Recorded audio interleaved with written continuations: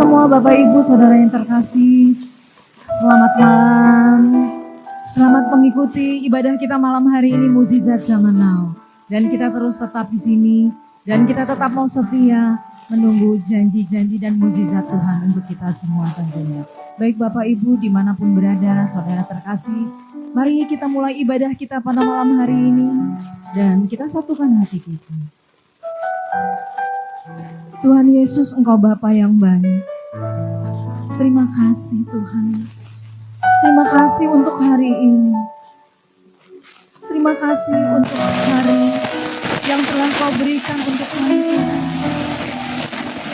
Untuk hari ini mujizat Zaman Now Tuhan. Engkau memberkati terus Tuhan acara ini. Siaran kami ini Tuhan. Biarlah hanya Engkau yang datang, Engkau yang bertahta Tuhan di setiap ibadah kami. Tuhan, Kau lihat hati anak-anakmu yang hadir mengikuti ibadah malam hari ini. Membantu Tuhan mau setia, untuk tetap setia menjadi anak-anak Tuhan. Tuhan, biarlah mujizat terus terjadi dulu, sekarang, dan sampai selamanya. Kami percaya Tuhan, bagimu tidak ada yang mustahil. Kami percaya bagimu tidak ada yang mustahil untuk hidup kami Tuhan Yesus. Terima kasih Tuhan, berkati kami, urapi kami semua yang mengikuti ibadah malam hari ini Tuhan. Siapapun kami, dimanapun kami berada Tuhan. Biarlah kuasa Roh Kudus-Mu ada terus besertai kami Tuhan. Terima kasih Tuhan Yesus, terima kasih. Haleluya, sama-sama kita berdoa. Amin. Mari kita siapkan hati kita mau menyembah Tuhan bersama-sama. Kita lihat Dia dengan sungguh. Kita akui Dia bahwa Dia Tuhan satu-satunya. Ya Tuhanku, Kau Raja. Kau yang kemuliaan di bumi dan di surga. Lagi katakan, Kaulah Tuhanku, Kaulah Tuhanku, Kaulah Rajaku, Kau yang termulia di bumi dan di surga. Ku sembah Kau Tuhan, ku sembah Kau Tuhan, ku puji, ku muliakan nama-Mu. Ku sembah Kau Tuhan, ku sembah Kau Tuhan, ku puji, ku muliakan nama-Mu.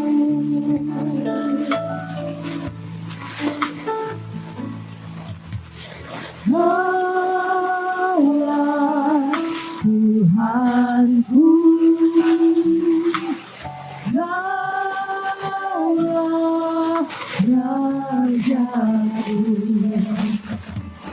Kau yang kemuliaan di bumi dan di surga.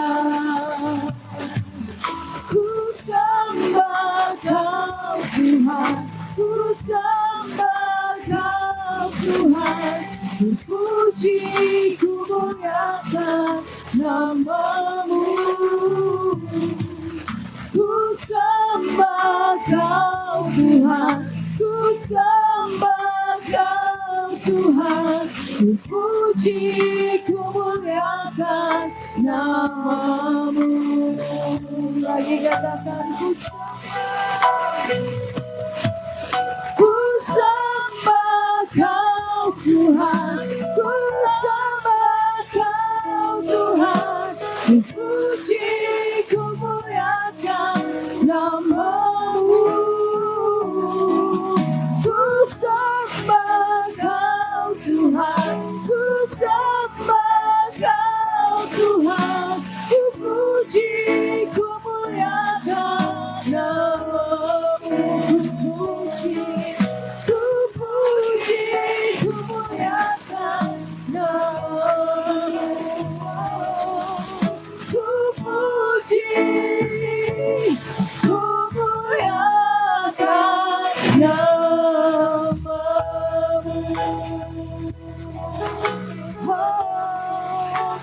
sembah Kau, Yesus Tuhan.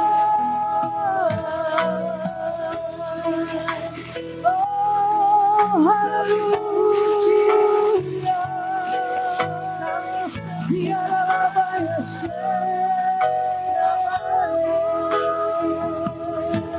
Kau layak Tuhan, Kau layak ditinggikan, oh Yesusku, haleluya. Engkau besar, anugerah-Mu nyata dalam hidup kami, anugerah-Mu besar bagi setiap kami. Anugerah-Mu melimpah bagiku, selalu baru di setiap waktu. Kebenaran-Mu dan perkenanan-Mu mengikutiku.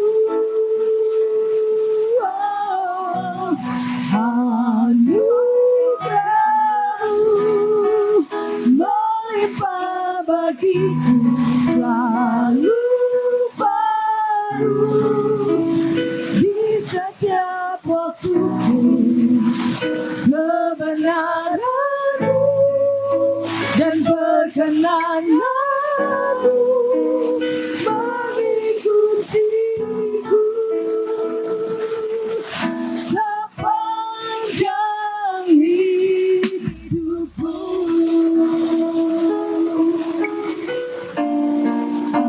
Anugerah-Mu melimpah bagiku, selalu baru di setiap waktu. Kebenaran-Mu dan perkenanan-Mu mengikutiku. Anugerah-Mu melimpah bagiku, selalu baru di setiap waktu. Kebenaran-Mu dan perkenanan-Mu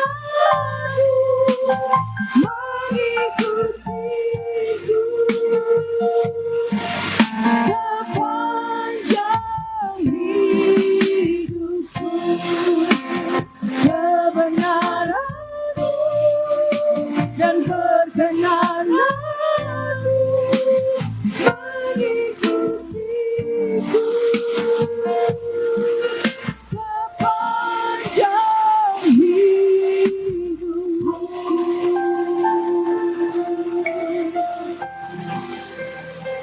Terima kasih Yesus buat anugerah-Mu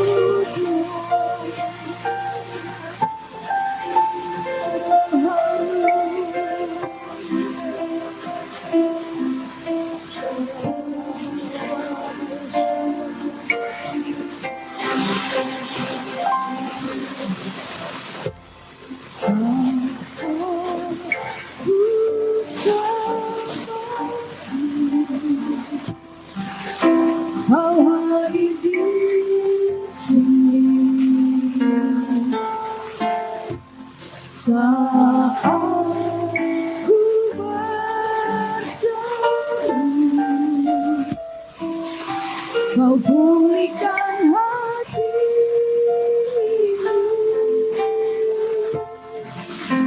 sebab itu ku nyanyi haleluya. Terpujilah Tuhan, hadirat-Mu, hadirat-Mu Tuhan, ku rasakan hadirat-Mu.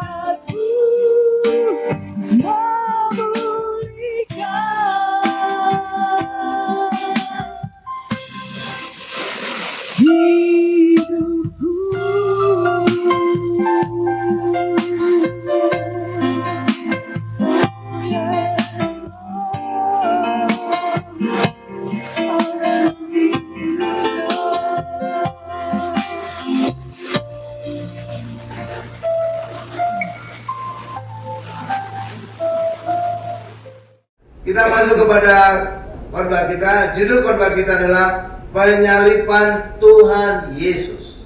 Judul khotbahnya adalah penyalipan Tuhan Yesus. Apa judulnya Bapak Ibu? Penyalipan Tuhan Yesus. Ya. Ketika saya kecil, Bapak Ibu pernah kecil? Pernah.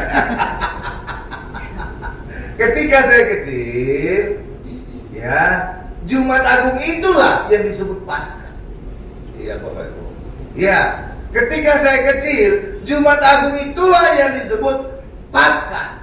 Karena sesuai dengan Alkitab, Paskah, Tuhan Yesus adalah anak domba Allah yang disembelih.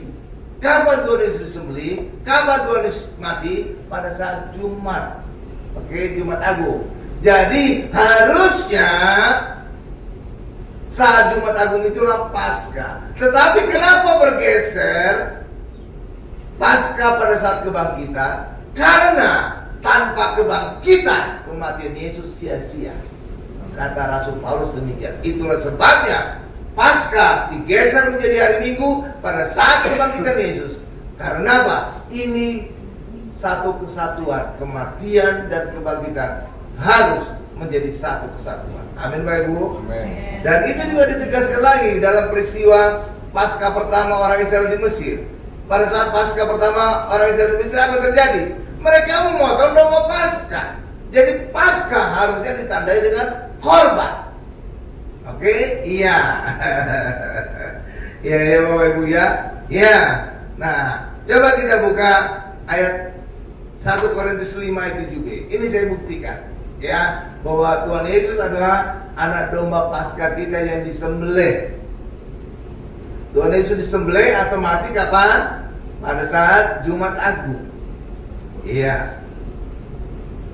Jadi harusnya pada saat penyalipan Yesus itulah, pada saat Jumat Agung itulah sebenarnya Paskah. Tetapi karena kematian tanpa kebangkitan adalah sia-sia dan kita tetap dalam dosa, maka Paskah digeser menjadi saat kebangkitan.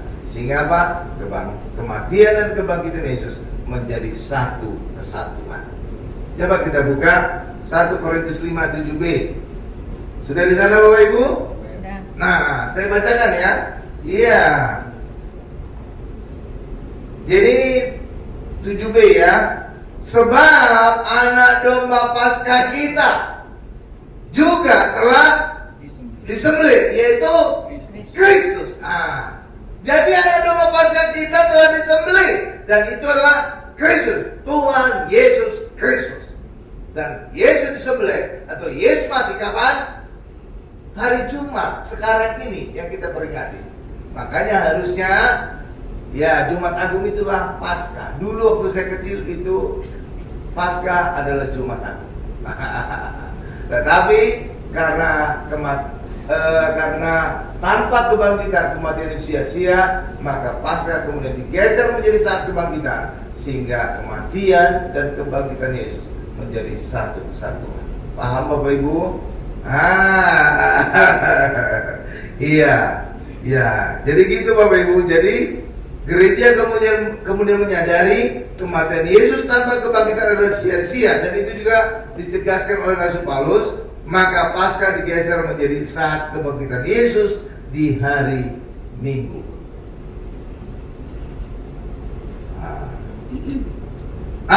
Ini dia kematian Yesus. Ya, harusnya di Jumat Agung adalah Paskah, tapi kemudian tergeser. Oh, enggak. Ya Bapak Ibu ya, paham ya? Oke. Mana Pak ayatnya Pak, bahwa tanpa kebangkitan kematian itu sia-sia? Oke, kita buka ayatnya. Ini bukan kata saya, ini kata ayat. 1 Korintus 15 ayat 14. Iya. 1 Korintus 15 ayat 14. Nih saya bacakan ya.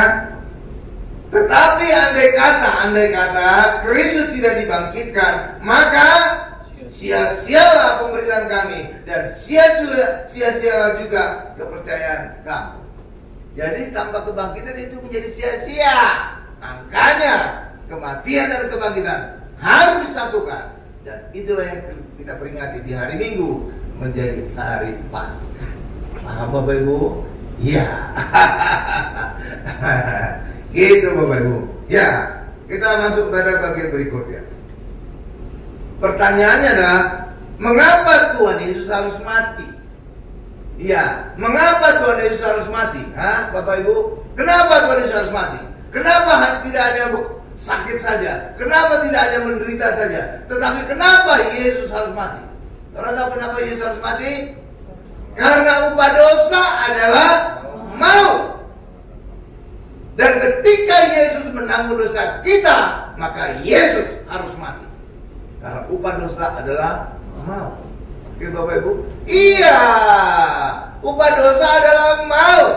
Zaman dahulu, zaman perjanjian lama, upah dosa orang Israel adalah maut. Tetapi mereka bebas dari kematian, bebas dari maut. Lewat apa? Mereka memberikan korban hewan, darah hewan. Jadi hewan itulah yang menggantikan kematian mereka. Oke Bapak Ibu? Nah sekarang kita bukan hewan lagi yang menggantikan kematian kita, tetapi Tuhan Yesus, anak domba Allah, anak domba Paskah Allah. Amin. Iya. Jadi itu. Jadi benar-benar semuanya tergenapi. Upah dosa adalah maut, maka ketika kita berdosa, maka harus mati. Tetapi ketika dosa kita ditanggung oleh Yesus, maka Yesuslah yang harus mati menggantikan kita. Paham Bapak Ibu? Nah, gitu. Jadi ada ceritanya, ada alasannya. Dan Yesus benar-benar adalah anak domba Allah. Sama seperti zaman perjanjian lama, anak domba yang mati menggantikan orang Israel yang berdosa. Maka hari ini kita punya korban juga, namanya Tuhan Yesus. Dan Tuhan Yesus adalah anak domba Allah. Yohanes 1 ayat 9b. Coba kita buka. Haleluya. Yohanes 1 ayat 9b. Atau dari awal aja saya baca ya. Pada keesokan harinya Yohanes melihat Yesus datang kepadanya, dan ia berkata, lihatlah anak domba Allah yang menghapus dosa dunia. Nah itu, dosa dunia atau dosa orang Kristen? Dunia. Artinya apa kalau dosa dunia? Artinya semua orang ditebus Yesus pada saat Yesus mati di atas kayu salib. Iya, jadi semua awalnya, semua selamat awalnya, semua nama mereka tercatat dalam kitab kehidupan di surga awalnya. Tetapi dengan berjalannya waktu, ketika mereka tidak percaya kepada penebusan Yesus, ketika mereka tidak percaya kepada Yesus, nama mereka satu persatu dihapus. Tuh, oke Bapak Ibu. Ya, makanya visi gereja kita agar orang Kristen kita tetap nama kita tercatat di surga. Amin. Emangnya orang Kristen bisa terhapus juga, Pak? Oh ya bisa. Ketika orang Kristen tidak lagi percaya kepada Yesus, tidak lagi berfokus kepada Tuhan Yesus. Emangnya sekarang terjadi, Pak? Oh iya, terjadi. Coba saudara lihat deh, khotbah-khotbah di gereja saudara sendiri, saudara lihat juga khotbah-khotbah pendeta di YouTube, seringkali tidak lagi mengkhotbahkan Yesus. Mereka mengkhotbahkan tentang perilaku manusia. Bagaimana orang Kristen berdoa, bagaimana orang Kristen bisa hidup berkenan, bagaimana orang Kristen tahan menghadapi badai kehidupan. Dan sekarang gitu, nggak lagi berfokus tentang Yesus. Dan itu sudah dinubuatkan di dalam Wahyu, kitab Wahyu, bahwa pada akhir zaman ada tanda 66 di tangan kanan dan di dahi. Itulah gambaran bahwa orang Kristen hidupnya sekarang ini tidak lagi mengandalkan Tuhan Yesus sebagai kekuatan mereka dan hikmat mereka, tapi mereka telah mengandalkan kekuatannya sendiri dan hikmatnya sendiri. Oh, kan? Iya kan? Iya. Coba saudara lihat deh. Buktikan sendiri, bukan kata saya. Buktikan sendiri di gereja saudara masing-masing. Iya. Yang kedua, bukti kedua. Di dalam kitab Wahyu juga bahwa digambarkan Yesus sedang berdiri di depan pintu mengetok. Saudara jangan beli gambar ini ya, karena gambar ini kurang bagus. Kenapa kurang bagus, Pak? Karena Yesus seharusnya bukan di luar, tapi di dalam rumah. Tapi pada Wahyu itu digambarkan Yesus di luar rumah atau di luar gereja. Karena sekarang Yesus telah dipinggirkan oleh gereja, telah dipinggirkan banyak orang gereja, telah dipinggirkan banyak pendeta. Mereka tidak lagi mengkhotbahkan tentang Yesus. Terus itu, iya, kasihan ya Tuhan Yesus ya. Terus sebabnya saya berjanji dalam hati, janji kepada Tuhan, saya selalu mengkhotbahkan Tuhan Yesus kapanpun saya khotbah, dimanapun saya khotbah. Saudara bisa membuktikan di YouTube Gereja Hermon. Ya, itu semua khotbah saya tentang Tuhan Yesus, nggak ada yang lain. Kenapa? Itu demi kebaikan kita semua. Kenapa? Ketika kita ingin mengalami kasih karunia dan damai sejahtera berlimpah di dalam kehidupan kita, ketika kita semakin mengenal Allah dan Tuhan Yesus. Itulah sebabnya saya selalu mengkhotbahkan Tuhan Allah dan Tuhan Yesus. Amin Bapak Ibu. Iya. Iya. Nah, jadi Tuhan Yesus itu adalah yang menanggung dosa kita. Itulah sebabnya karena upah dosa adalah maut, maka Yesus harus mati. Oke ya. Nah, jadi pada Yohanes 1:9 tadi awalnya seluruh dunia diselamatkan, nama mereka tercatat di surga. Tetapi ketika mereka tidak percaya kepada Tuhan Yesus, satu persatu nama mereka dihapus dari kitab kehidupan di surga. Oke Bapak Ibu, sebenarnya kematian Yesus ini, inilah gambarannya telah dinyatakan dalam kisah penghukuman Allah atas Sodom dan Gomora. Iya Bapak Ibu, pada saat Allah akan menghukum Sodom dan Gomora, Abraham menawar kepada Allah, Tuhan, jika ada 50 orang benar, apakah engkau akan menghukum Sodom dan Gomora? Tidak, ya kan? Lalu Abraham menawar lagi, jika ada 40 orang benar, apakah engkau akan menghukum? Tidak. Terus turun sampai akhirnya 10. Akhirnya Sodom dan Gomora dihukum nggak Bapak Ibu? Dihukum. Kenapa? Karena ternyata di Sodom dan Gomora hanya ada satu orang benar. Iya, satu orang benar Bapak Ibu. Siapa namanya? Lot. Loh Pak, bukankah di situ ada istrinya Lot, ada 2 putrinya Lot? Jadi saudara sebenarnya 4. Ya kan? Tuh, tapi maaf kata Bapak Ibu, maaf kata ya. Dalam budaya mereka, wanita nggak dihitung.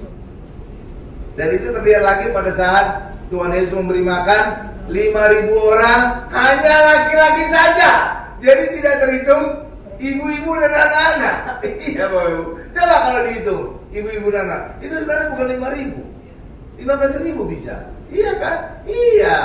Jadi ya itulah budaya mereka. Paternalistik, tapi ya wanita nggak dihitung. Amin ya Ibu. Itulah sebabnya, saudara tahu. Yang pertama kali lihat kebangkitan Yesus siapa? Maria Magdalena. Tapi kesaksiannya tidak dianggap oleh murid-murid. Kenapa? Karena Maria Magdalena wanita. Jadi kesaksian wanita nggak dianggap. Iya, kasihan ya. Iya ya, kasihan ya. Kasihan deh lo. Iya kan? Iya, yang ngasihkan kebangkitan Yesus pertama kali Maria Magdalena. Tapi nggak dianggap kan? Iya, karena kesaksian wanita yang nggak diperhitungkan. Iya, Bapak Ibu. Nah, aduh. Tapi Indonesia emansipasi. Raden Ajeng Kartini. Sama ya. Jadi kesaksian wanita tetap diperhitungkan. Amin, Bapak Ibu. Iya, bahkan sekarang juga wanita banyak yang hebat-hebat. Ya kan? Presiden kita juga pernah wanita. Ya kan? Iya, pernah. Jadi yang paling top eksekutif pernah wanita. Jadi wanita itu luar biasa sekarang. Nah, sekarang pertanyaannya, mengapa Tuhan Yesus matinya disalib? Padahal kematian yang lazim di Israel adalah kematian yang ditimpuki batu, atau istilahnya dirajam batu. Ya, dan itu terlihat dalam perjanjian lama yang bernama Akan.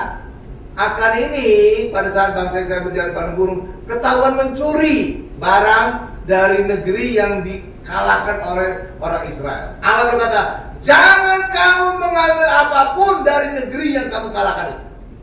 Dan ternyata akan tergiur dengan harta negeri itu. Dia curi.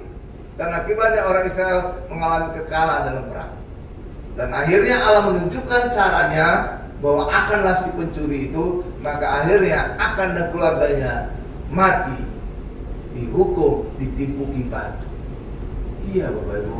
Jadi itulah peristiwa pertama penghukuman rajam dengan batu. Iya, Bapak Ibu. Bahkan pada perjanjian baru ada seorang wanita tertangkap basah berzina. Ya, Bapak Ibu ya, tertangkap basah berzina.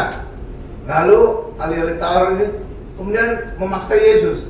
Hukuman apa tuh? Menurut Musa, orang ini harus dirajam dengan batu. Benar, Bapak Ibu ya? Dan Tuhan Yesus jawabnya apa? Barang siapa yang merasa tidak berdosa, dialah yang pertama kali menimpuki wanita dengan batu. Ada nggak menimpuki? Nggak ada. Kenapa? Ternyata mereka berdosa juga. Memang bukan berdosa berzina, bisa aja berdosanya mencuri. Benar, Bapak Ibu ya? Tapi lihat, sesama orang berdosa, jarinya mematikan, muncul gitu, Bapak Ibu. Itu kan, nah itulah munafik ya.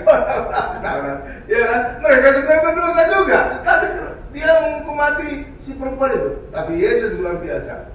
Barang siapa yang merasa tidak berdosa, dialah yang pertama kali melempar batu kepada wanita itu.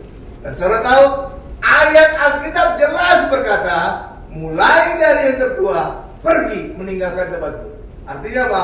Orang yang paling tua merasa, aku sudah hidup paling lama, aku paling berdosa. Jadi orang yang paling tua lah mulai pergi satu persatu. Iya kan? Iya. Jadi mereka itu rada munafik bersama orang berdosa. Iya. Nah, jadi hukuman yang lazim di Israel itu rajam batu. Bahkan tetangga sebelah juga ada ritual lempar batu kan? Iya. Jadi ya itulah pokoknya saudara tahu lah itu. Iya kan? Ya lempari setan atau lempari dosa itu tuh konsepnya gitu, Bapak Ibu. Kan? Iya.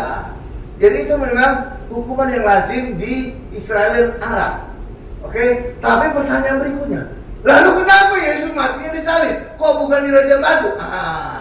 Saudara bisa ngejar gitu, Bapak Ibu. Iya dong. Yang biasa harusnya dirajam batu, kenapa Yesus matinya bukan dirajam batu? Tapi kenapa disalib? Tuh kan? Saudara tahu tuh? Kan luar biasa kan? Saudara tahu kenapa? Karena saking bencinya imam-imam, ahli Taurat dan Farisi, mereka bukan saja ingin membunuh Tuhan Yesus, bahkan mereka ingin membuat Yesus mati terkutuk. Ngeri itu, Bapak Ibu. Ya kan? Bukan sekedar membunuh, tapi mereka ingin membuat Yesus mati dengan terkutuk. Dan mereka itu ngerti Taurat, ahli Taurat. Iya, kalau dalam bahasa Inggris kitab Lukas, ahli Taurat itu disebut doktor S3. Ada saudara S3 sini? Ah, ya udah, kalian semua S3. Sudah lulus SD, SMP, SMA.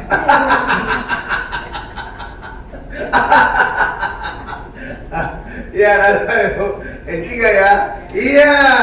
Jadi mereka ngerti. Jadi itulah sebabnya mereka kemudian membuat Yesus bukan hanya mati, tapi harus matinya terkutuk. Dan mati terkutuk adalah mati disalib. Itulah sebabnya Yesus mereka buat matinya disalib. Oh, jadi ada cerita aja. Saudara kan baru dengar kan? Ya kan, saudara kan gak pernah kepikiran sebelumnya. Kenapa Yesus matinya disalib? Ya kan? Padahal hukuman mati yang lazim di Israel di Rajam Batu. Contohnya yang berjam baru siapa yang mati di Rajam Batu? Stefanus. Coba, ini dia. Di depan itu ada dia. Gambar Stefanus kira-kira gini lah. Tuh, lihat dulu. Sadis kan? Jadi masih hidup itu orang yang ditimpuk batu. Segede kepala orang batunya. Ya matilah Tuhan. Iya kan Bapak Ibu? Iya. Jadi inilah harusnya hukuman yang dialami Yesus. Tapi kenapa Yesus berubah menjadi mati salib? Karena lewat kematian Yesus dia saliblah. Yesus matinya tertutup. Itu karena kebencian imam-imam, ahli Taurat dan Farisi kepada Tuhan Yesus. Amin. Coba kita buka ayatnya. Mana Pak buktinya Pak? Kita buka dalam Perjanjian Lama Ulangan 21 ayat 3. Nanti juga akan kita baca lagi Galatia 3 ayat 13. Jadi mati terkutuk adalah mati disalib. Ulangan 21 ayat 3. Haleluya. Nih saya bacakan ya. Ulangan 21 ayat 3 ya. Jadi ini karena bencinya imam-imam ahli Taurat dan Farisi, maka mereka membuat Yesus matinya disalib. Agar apa? Bukan hanya Yesus mati, tetapi Yesus juga mati terkutuk. Sadis juga itu ya. Padahal apa? Kalau sekarang itu ini, ya ahli Taurat itu kayak pendeta. Oh pendeta, sadis gitu. Gawat kan? Ini gawat itu.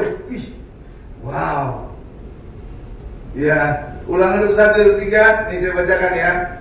Maka janganlah mayatnya dibiarkan semalam-malaman pada tiang itu, tetapi haruslah engkau menguburkan dia pada hari itu juga. Sebab seorang yang digantung terkutuk oleh Allah. Janganlah engkau menajiskan tanah yang diberikan Tuhan Allahmu kepadamu menjadi milik pusakamu. Tuh, lihat, itu ayatnya ada. Jadi orang imam-imam itu sadis, bukan hanya sekedar membunuh Yesus, bahkan mereka ingin membuat Yesus mati terkutuk. Wah, gawat itu Bapak Ibu. Ya kan? Jadi imam-imam, ahli Taurat, Farisi ya. Kalau sekarang itu mungkin ya pendeta, si tua, orangnya gitu. Jadi sadis gitu. Wow. Aduh. Iya. Tapi, saudara lihat ini, ada sesuatu yang luar biasa. Justru rancangan jahat manusia tadi, imam-imam, ahli Taurat, Farisi, justru itu membuat rancangan Allah tergenapi. Loh, iya Bapak Ibu. Iya, karena memang Allah punya rancangan, Yesus harus matinya terkutuk. Dan itulah mati salib. Jadi niat jahat orang itu bisa dibuat Allah justru menggenapi rancangan Allah. Bukan? Luar biasa ya. Makanya dalam kehidupan kita juga, saudara jangan khawatir niat jahat orang. Niat jahat orang itu bisa dibalik ke Tuhan, justru menjadi berkat bagi kita. Iya, contoh ya. Gereja di Indonesia pembangunannya pasti dipersulit, benar Pak Ibu ya? Saudara tahu kenapa? Ya pokoknya itulah. Tapi justru karena gereja dipersulit, pembangunan yang di tanah tapak di bumi, justru gereja sekarang banyak berdiri di mall, di plaza, dan justru itu lebih baik dibandingkan di tanah. Kenapa? Di pusat perbelanjaan orang bisa sebelum gereja makan dulu, setelah gereja shopping, justru lebih banyak. Ya kan? Lihat itu, justru ketika kita gereja dihambat, justru kita merambat. Iya kan? Tuh kan? Jadi rencana jahat manusia itu bisa dibalik ke Tuhan menjadi berkat bagi kita. Karena itu saudara jangan nggak usah khawatir niat jahat orang. Amin ya Bu ya. Iya. Demikian juga niat jahat imam-imam ahli Taurat Farisi. menyalibkan Yesus. Saudara, itu justru menjadi berkat bagi kita. Karena apa? Lewat penolakan orang Israel kepada Yesus, justru keselamatan tiba kepada bangsa-bangsa lain, tiba kepada kita. Tuh, saudara itu, tuh. Jadi rencana jahat manusia itu bisa dibalikkan Tuhan, menjadi berkat. Wih. Iya, karena itulah saudara nggak usah khawatir. Ada orang jahat kepada saudara, ada masalah yang saudara hadapi, mungkin juga karena kesalahan saudara sendiri. Tenang saja, serahkan kepada Tuhan, maka hal yang jahat, masalah saudara bisa dibalikkan menjadi berkat bagi kita. Amin. Iya. Jadi Tuhan Yesus memang direncanakan Allah, rancangan Allah harus mati di salib. Kenapa? Karena Galatia 3:13 jelas berkata, pertama, Yesus harus mati di salib, karena lewat kematian Yesus terkutuk, maka Yesus bisa membebaskan kita dari kutuk hukum Taurat. Oh. Jadi kalau Yesus tidak mati di salib atau mati di rajam, Yesus tidak bisa membebaskan kita dari kutuk hukum Taurat. Tapi justru lewat kematian Yesus di salib, mati terkutuk, justru bisa membebaskan kita dari kutuk hukum Taurat. Tuh kan? Jadi berkat bagi kita kan? Iya. Ya, coba kita lihat Galatia 3:13. Luar biasa kan? Iya. Bagi dunia ya. Kematian adalah kekalahan total. Karena kematian bagi mereka benar-benar berhenti. Stop, itu titiknya. Tapi bagi orang Kristen, bagi Yesus, kematian Yesus justru menjadi kemenangan bagi kita. Karena lewat kematian Yesus kita bebas dari dosa, lewat kematian Yesus kita bebas dari kutuk, lewat kematian Yesus kita hari ini menang atas setan. Bukan? Jadi kematian bagi kita bukan titik, bukan akhir dari segalanya. Tapi bagi orang dunia, benar matian itu selesai udah. Selesai kan? Iya. Tapi puji Tuhan, bagi orang Kristen berbeda. Kematian bukan menjadi akhir dari segalanya. Amin. Bahkan Rasul Paulus berkata, hidupku adalah untuk Kristus, mati adalah keuntungan. Mati untung. Ada yang mau mati nih? Untung loh.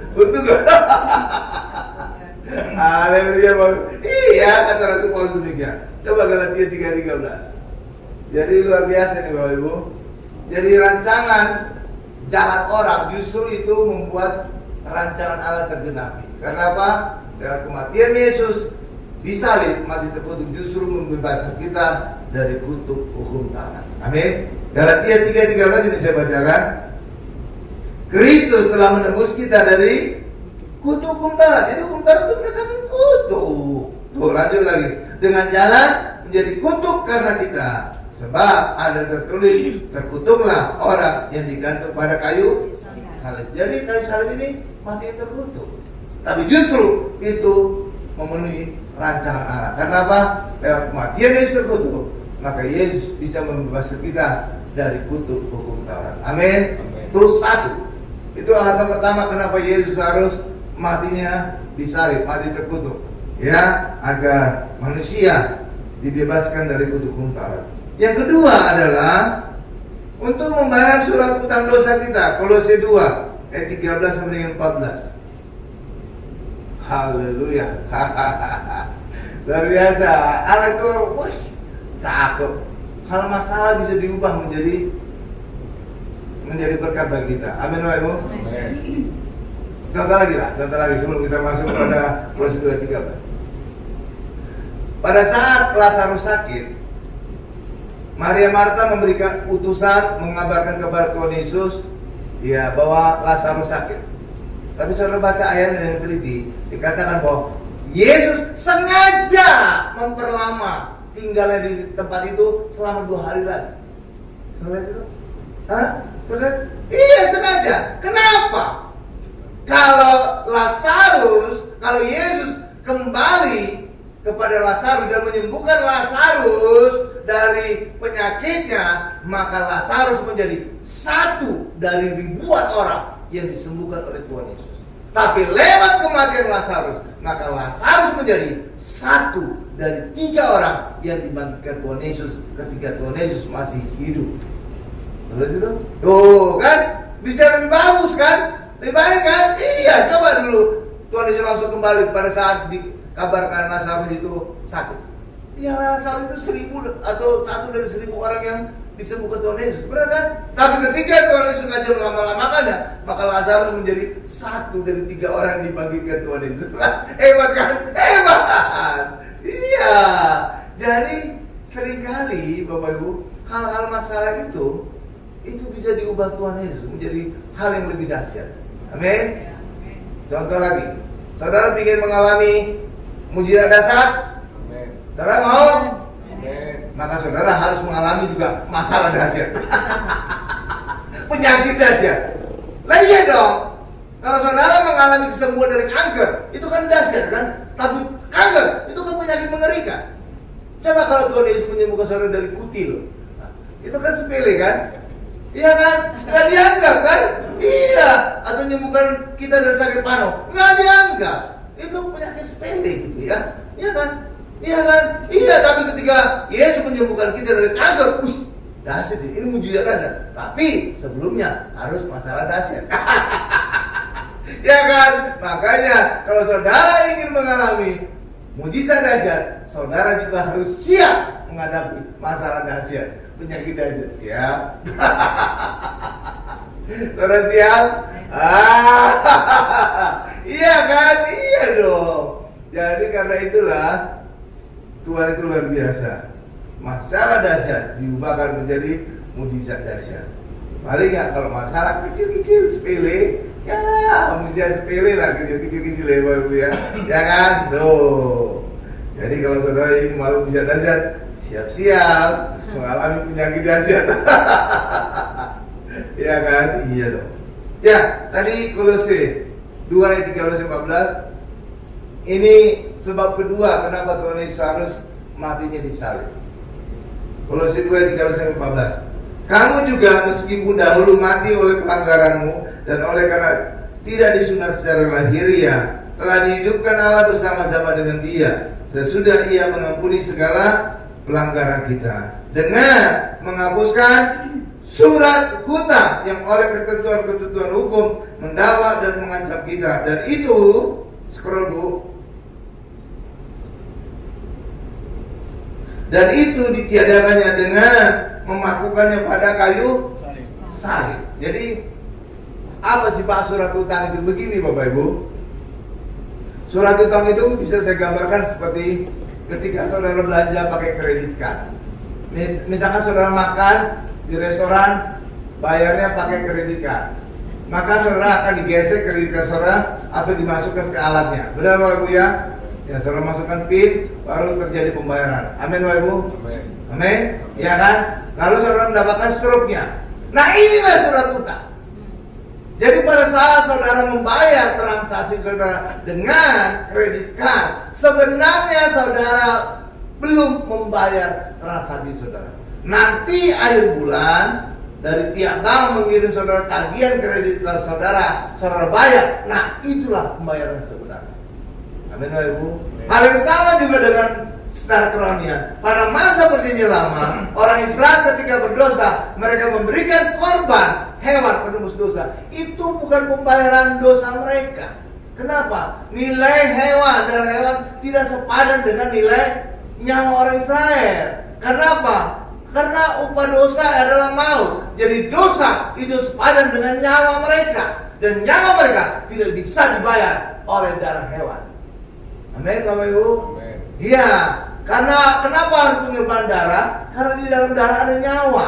Itulah sebabnya orang Kristen tidak boleh memakan darah hewan. Kenapa? Di dalam darah ada nyawa hewan. Oke Bapak Ibu? Oke? Iya, makanya pada perjanjian lama lewat dosa dibayar dengan korban darah hewan. Tetapi itu bukan penghapusan dosa. Itu hanya menutupi dosa sementara. Seperti pembayaran kredit card. Kredit card itu ketika terjadi transaksi, itu bukan pembayaran sebenarnya. Hanya menutupi transaksi sebenarnya. Hanya menutupi. Nanti akhir bulan ada tagihan dari bank, saudara bayar. Itulah pembayaran sebenarnya. Amin. Hal yang sama juga dengan kerohanian. Dalam perjanjian lama dari itu semua adalah kayak surat utang dosa. Lalu kemudian Yesus menanggung surat utang dosa tadi dan memakukan dirinya pada kayu salib. itulah pembayaran yang sebenarnya. Amin Bapak Ibu. Amin. Amin. Iya, iya. Karena itulah Yesus harus mati di salib. Karena lewat kematian Yesus di salib, maka semua dosa dunia dibayar lunas oleh Yesus. Oke Bapak Ibu ya. Iya, itu pembayaran. Makanya Yesus harus matinya di salib. Itu alasan kedua. Alasan ketiga, kenapa Yesus harus matinya di salib? Dan itu rancangan Allah. Pada saat manusia jatuh dosa, setan dikutuk. Setan dikutuk Allah. Keturunan perempuan akan meremukkan kepalamu, dan setan engkau akan meremukkan tumitnya. Iya Bapak Ibu. Dan itu tergenapi pada saat Yesus disalib. Pada saat Yesus disalib di Bukit Golgota, dan itu gambar kepala setan. Karena disitulah kepala Goliat dikubur oleh Daud. Maka ketika salib Yesus menembus Bukit Golgota, saat itulah kepala setan diremukkan. Oke? Tetapi pada saat disalib juga, kaki Yesus, tumit Yesus diremukkan. Tetapi, sorry Bapak Ibu, ingin mengatakannya, gambar-gambar Yesus disalibkan itu tidak sesuai dengan Alkitab. Kalau saudara perhatikan gambar kaki Yesus ketika disalib, gambarannya apa? Kaki Yesus itu tumpang tindih, kayak ini kaki saya gini. Nah, tumpang tindih gini Bapak Ibu. Kalau tumpang tindih dipaku, yang remuk itu bukan tumit. Yang remuk apa? Telapak kaki. Terus itu, iya. Jadi harusnya gambaran Yesus salib, kakinya mengapit salib seperti gini. Baru dipaku, dan itulah tumit, daerah yang paling luas yang bisa dipaku. Tumit dipaku, kiri dan kanan. Saat itulah tumit Yesus diremukkan. Gimana Bu? Jadi saudara bisa menilai mana yang sesuai Alkitab, mana yang tidak. Oke Bapak Ibu? Iya. Jadi, dan itu ditegaskan lagi karena dari penggalian arkeologi ditemukan pada abad pertama kaki orang disalib benar-benar mengapit salib, dipaku Bapak Ibu. Ada ditemukan. Oke ya? Iya. Nama yang disalib itu Yohanan. Iya Bapak Ibu. Kalau nggak salah itu. Saudara bisa lihat aja di internet ya. Iya. Jadi udah terbukti. Jadi bukan seperti gambar-gambaran yang banyak dijual itu. Ya tumpang tindih gitu kan? Enggak.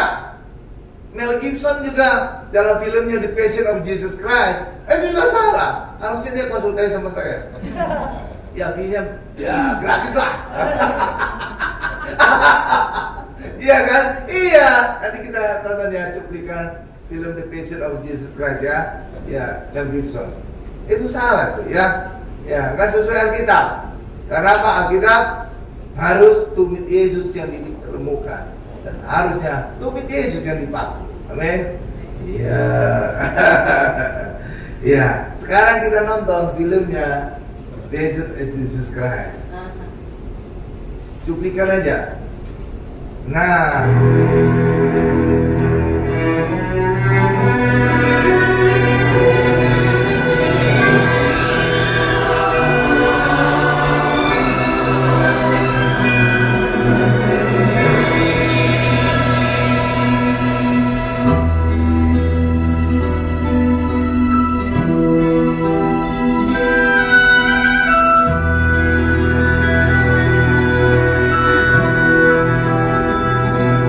Down the Via Dolorosa in Jerusalem that day, the soldiers tried to clear the narrow street, but the crowd pressed in to see the man condemned.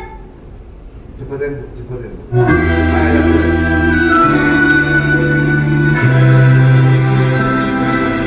He was bleeding from a beating.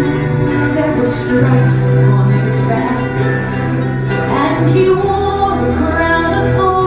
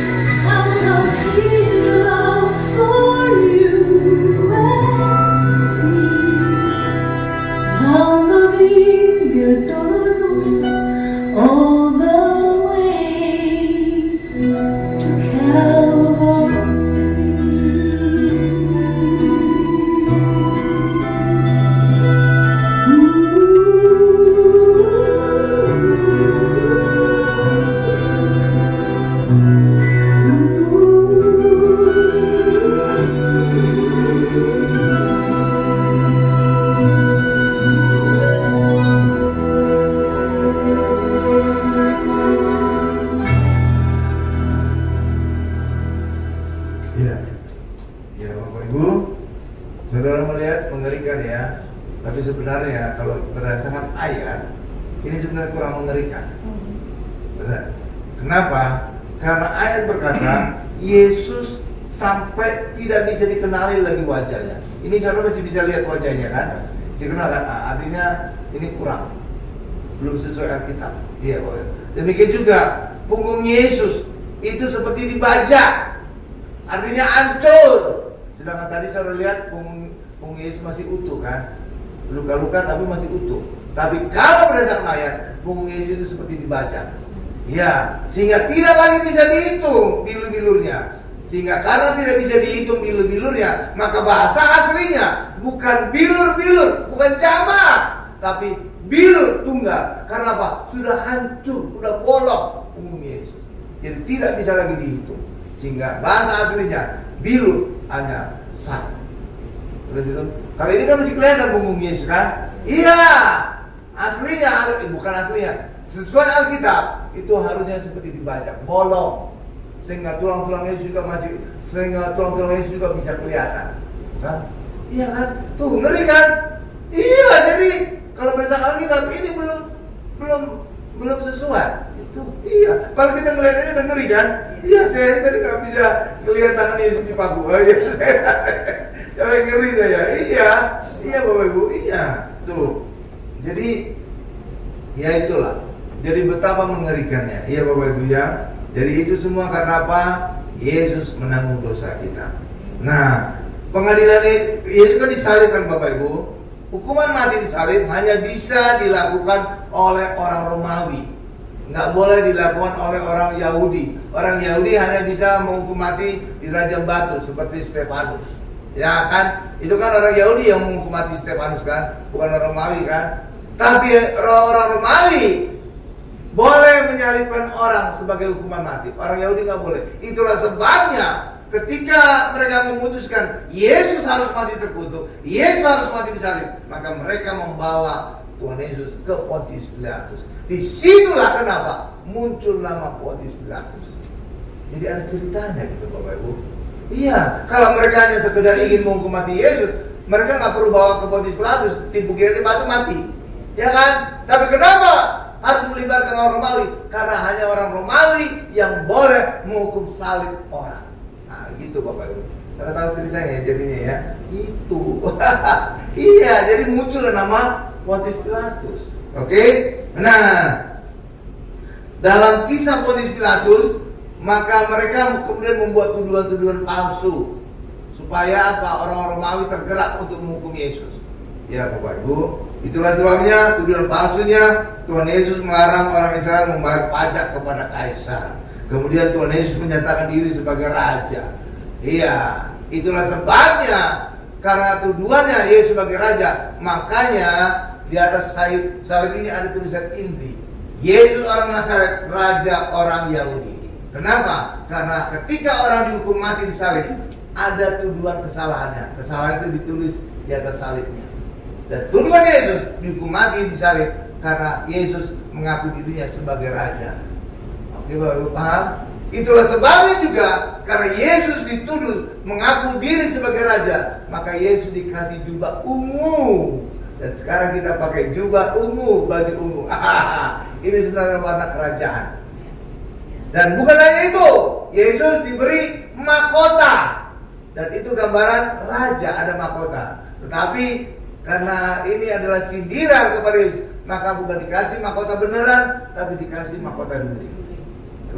Jadi ada ceritanya kenapa Yesus dikasih jubah ungu, kenapa Yesus dikasih mahkota duri. Paham ya Bapak Ibu sekarang ya? Karena tuduhannya Yesus sebagai raja. Raja jubahnya warna ungu, raja ada mahkotanya, makanya Yesus diperlengkapi demikian. Paham Bapak Ibu ya? Nah itu, jadi ada ceritanya. Kayak cakep betul Alkitab kita. Ya, nah, iya. Nah, sebenarnya Pilatus itu ingin membebaskan Yesus. Kenapa? Karena ketika dia menanya Yesus, Pilatus berkesimpulan tidak ada kesalahan Yesus. Pilatus juga tahu itu imam-imam itu karena iri aja kepada Yesus, benci kepada Yesus. Amin Bapak Ibu. Itulah sebabnya kenapa Yesus harus dicambuk. Saudara tahu kenapa Yesus dicambuk? Sebenarnya itu upaya Pilatus untuk menyelamatkan Yesus. Ketika Yesus dicambuk, Pilatus berharap orang Israel sudah puas melihat betapa hancurnya Yesus. Tetapi mereka ternyata tidak puas. Sadis itu imam-imam. Mereka berkata, salibkan dia, tetap salibkan dia. Itulah sebabnya Yesus harus disalibkan. Jadi sebenarnya Yesus mengalami dua hukuman mati, penyambukan dan penyaliban. Biasanya ketika orang dicambuk, orang itu biasanya sudah mati. Kenapa? Cambukannya ngeri. Iya, coba Bu gambar. Cambuk. Nah ini biru ya, kan masih kelihatan punggungnya. Itu belum apa-apa itu. Ya kalau berdasarkan Alkitab itu harus kayak tetelan daging, bolong, kayak dibajak punggung Yesus. Iya, kita Mazmur ada berkata demikian. Nah inilah cambuknya Bapak Ibu. Jadi yang gambar kiri itu bola-bola besi yang ujungnya kayak duri-duri gitu Bapak Ibu. Tuh kan, jadi kalau dipukul nancep, cabut bolong itu. Demikian juga yang di kanan itu ada kait-kaitan. Jadi ketika dicambuk nancep, ditarik copot daging. Ngeri kan? Jadi benar-benar punggung Yesus berlubang, bolong. Jadi gambar tadi belum seberapa itu ya, Mel Gibson kan? Iya, harusnya dia konsultasi sama saya. Iya, karena saya berdasarkan Alkitab. Benar kan? Iya.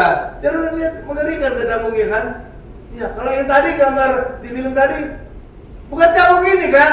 Kayu kan, bambu kan? Iya, kalau bambu nggak mungkin membuat punggung Yesus bolong. Iya kan, cuma memar-memar aja kan, bambu kan, atau kayu atau besi pun sekalipun itu nggak membuat bolong. Tapi kalau cambuknya kayak gini, wih, ini bolong nih. Ada kaitan, cep, nancap, ditarik, copot dagingnya. Nancap lagi, tarik, copot. Jadi punggung Yesus benar-benar bolong. Kalau tadi kan nggak bolong kan? Enggak. Artinya apa? Belum sesuai Alkitab. Iya. Kita kan standar kebenaran Kristen adalah Alkitab. Amin. Tuh. Jadi cambuknya mengerikan ya. Jadi harusnya menurut pikirannya Pilatus, ketika Yesus dicambuk kan udah hancur-hancur gitu, orang Israel, oh ya kasihan ya Indonesia, ya udahlah gitu kan Bapak-Bapak. Ternyata masih juga salibkan dia, salibkan. Wah, benar-benar sadis itu imam-imam ya. Jadi kalau sekarang itu pendetanya sadis. Iya kan? Wow. Wah, mengerikan ya. Itulah. Nah, ini dia gulungan jubah Yesus ya, ungu kan? Ada mahkota duri kan? Ya, jadi sebenarnya penghinaan kepada Yesus itu. Yesus dikasih mahkota, tapi bukan mahkota beneran. Mahkota duri kan? Nah, jadi ada ceritanya kenapa Yesus pakai jubah ungu, kenapa Yesus bermahkota duri. Itu. Jadi Yesus dituduh mengaku diri sebagai raja, jadi saingannya kaisar. Jadi hukumannya memang harus mati kan? Karena dianggap pemberontak. Oke Bapak Ibu ya? Iya. Jadi semua itu ada ceritanya di Alkitab. Tak kucuk-kucuk, Yesus jubah ungu, juga kucuk-kucuk, ada mahkota duri. Enggak. Iya ya, ada cerita semua. Oke lanjut. Nah, sekarang kita masuk kepada Via Dolorosa. Saudara tahu Via Dolorosa itu apa? Itu sebenarnya gereja Katolik yang buat. Mulai dari Tuhan Yesus dijatuhi hukuman mati, disalibkan, sampai Tuhan Yesus dikubur. Nah, itulah perjalanan dari Tuhan Yesus divonis mati sampai Yesus dikubur. Itulah namanya jalan salib atau Via Dolorosa. Via artinya jalan, Via Dolorosa artinya penderita. Jadi mulai Tuhan Yesus divonis mati disalib sampai Tuhan Yesus dikuburkan. Nah, setiap dari perjalanan itu ada peristiwa-peristiwa. Nah, setiap peristiwa itu ada perhentian. Makanya disebut stasi. Stasi. Dan itu ada totalnya 14 stasi.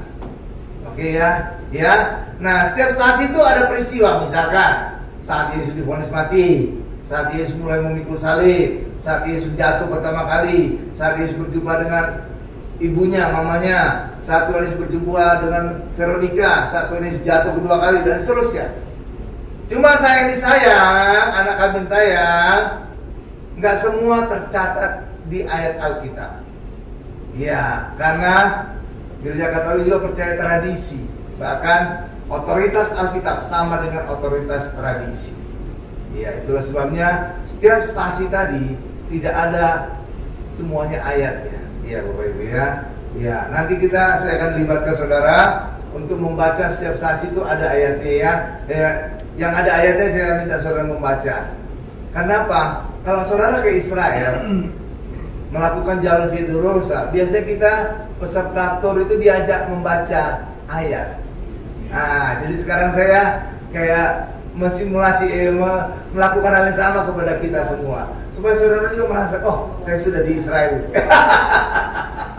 Oke ya, makanya saya minta kita ngumpul sebelah kanan supaya nanti pada saat membaca ayat mic-nya berpindah gampang, tinggal ngasih aja gitu. Gak perlu ada orang yang ngantar-ngantar mic ya. Oke ya. Ya. Nah, jadi Yesus itu di sisa cambuk akibat sisa Yesus mengalami bilur. Tetapi lihat ya, hukuman mati tadi saya bilang ada 2 kali Yesus dicambuk sama disalibkan. Lewat penyambukan itulah Yesus mengalami bilur.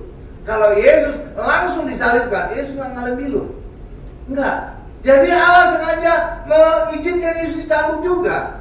Supaya apa? Lewat bilur Yesus kita disembuhkan. Nah, begitu Bapak Ibu. Lewat kematian Yesus, darah yang tercurah, dosa kita diampuni. Karena itulah Yesus mengalami 2 kali hukuman mati. Oke Bapak Ibu ya. Dan hari ini kita terima saat berjamu kudus, kita makan bilur Yesus, tubuh Yesus, dan kita minum darah Yesus.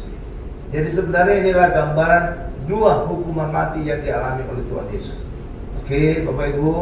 Oke, jadi kalau coba saudara bayangkan, kalau Tuhan Yesus langsung divonis salib, maka nggak ada mengalami bilur, langsung Yesus mati. Oke, tapi dengan Yesus dicambuk, maka Yesus mengalami bilur. Dan itulah kita terima tubuh Yesus yang terpecah. Oke ya, saat penyaliban Yesus kita terima darah Yesus yang tercurah. Oke, jadi cakap rencangan Allah ya. Ya kan? Tergenapi. Jadi niat jahat manusia itu justru itu mengarahkan kepada rancangan Allah. Hebat ya. Luar biasa. Ya, jadi akibat disesa atau dicambuk Yesus mengalami bilur, sehingga oleh bilur Yesus segala penyakit kita disembuhkan. Ya, kalau Yesus langsung disalib nggak ada Yesus mengalami bilur. Tetapi akibat luka Yesus demikian besar, tidak ada lagi jarak bilur, maka bilur Yesus ditulis dalam bentuk tunggal. Jadi yang benar bahasa aslinya adalah bilur saja, tunggal, bukan bilur-bilur ya, jamaknya bukan. Kalau bilur-bilur jamak masih kelihatan, masih bisa kita hitung bilur Yesus. Ya, tapi kalau udah hancur, nggak bisa lagi dihitung, udah bolong. Ya Bapak Ibu ya, oke ya, gitu. Nah, pada saat itu adalah saat Paskah. Itu ada kebiasaan orang Israel untuk melepaskan seorang tawanan, penjahat. Nah, Pilatus tahu tentang hal itu. Makanya pada saat itu Pilatus memberikan pilihan. Mana yang aku bebaskan? Yesus Kristus atau Barabas? Kan? Jadi itu peristiwanya sehingga ada terjadi pilihan itu. Karena apa? Itu kebiasaan orang Israel. Pada saat Paskah ada seorang penjahat yang harus dibebaskan. Dan Pilatus pintar, tahu kebiasaan orang Yahudi. Makanya pada saat itu Pilatus berkata kepada orang Yahudi, mana yang akan saya bebaskan? Kamu pilih, Yesus Kristus atau Barabas. Yang dipilih yang mana? Barabas dibebaskan. Tapi sebenarnya itu juga rancangan Allah. Kenapa? Karena itu juga gambaran kita. Kita orang berdosa, kita penjahat, dibebaskan, digantikan oleh Tuhan Yesus. Kan? Jadi ada ceritanya itu Bapak Ibu. Jadi bukan kucuk-kucuk Barabas muncul gitu Bapak ya. Iya kan? Iya. Itu Barabas itu gambaran kita. Iya kan? Iya. Jadi luar biasa Allah kita ya. Ya, tapi karena desakan orang banyak, timbul kerusuhan, akhirnya Pilatus menyerahkan Tuhan Yesus kepada orang banyak untuk disalibkan. Jadi tadi saya sudah katakan, kenapa Yesus berjubah ungu? Kenapa Yesus bermahkota duri? Karena tujuan orang Yahudi agar Tuhan Yesus disalibkan adalah Yesus mengaku sebagai raja orang Yahudi. Amin Bapak Ibu. Dan itu ditegaskan lagi oleh Pilatus. Pada salib Yesus tertulis Indri, Yesus orang Nazaret, raja orang Yahudi. Amin. Jadi tulisan di atas salib itulah tujuan kesalahan orang itu sehingga disalibkan. Amin. Ya, oke, iya. Kemarin saya udah khotbahkan tentang karya salib Yesus. Indri itu bahasa Latin. Padahal sebenarnya yang tertulis di salib Yesus itu ada 3 bahasa. Bahasa apa? Bahasa Batak? Oh bukan. Bahasa Ibrani, bahasa Latin, bahasa Yunani. Kenapa ada 3 bahasa ini? Kenapa tidak ada bahasa lain? Kenapa ada bahasa Ibrani? Karena itu adalah bahasanya orang Israel. Orang Israel bahasanya bahasa Ibrani, makanya ditulis bahasa Ibraninya. Lalu bahasa Latin, kenapa ditulis juga bahasa Latin? Karena saat itu orang Israel dijajah oleh orang Romawi, bahasanya bahasa Latin. Oh, yang ketiga bahasa Yunani. Kenapa ditulis juga dalam bahasa Yunani? Karena itulah bahasa internasional pada saat itu. Seperti sekarang bahasa Inggris. Paham Bapak Ibu ya? Lalu pertanyaan berikutnya kita kejar lagi. Lalu kenapa yang ditulisnya pada salib-salib umumnya itu Indri, bahasa Latin? Kenapa? Saudara tahu kenapa ditulisnya? Kenapa kok bukan bahasa Ibrani? Saudara tahu kenapa? Karena dulu pusat gereja di Romawi, Vatikan, bahasanya Latin. Ya jelas saja Indri bahasa Latin. Coba dulu Yesus disalibkan, pusat gereja itu di Indonesia, bahasa Indonesia itu. Iya kan? Iya. Jadi ada ceritanya gitu Bapak Ibu ya. Jadi saudara kalau ditanya lagi, kenapa yang ditulis di salib Yesus itu hanya bahasa Latinnya aja Pak? Karena pusat gereja adalah di Romawi, bahasa Latin mereka. Oke? Iya itu. Jadi ada cerita cakep itu Alkitab kita. Oke ya. Lalu saudara mungkin tahu juga ada cerita imam-imam protes kepada Pontius Pilatus. Cabut itu, ubah itu. Gitu. Saudara tahu kenapa? Karena dalam bahasa Ibrani, Indri ini apa bahasa Ibrani? YHWH, Yahweh, nama Allah itu.